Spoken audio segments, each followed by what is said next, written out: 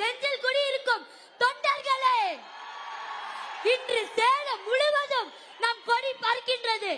நாளை கோட்டையிலும் நம் கொடி பறக்கும். விவசாயிகள் முதல் விஞ்ஞானிகள் வரை கொண்டாடும் ஒரே தலைவன் நம் தளபதி. தமிழ் தேசிய தலைவர் மேதகுவே பிரபாகரன் அவர்களுக்கு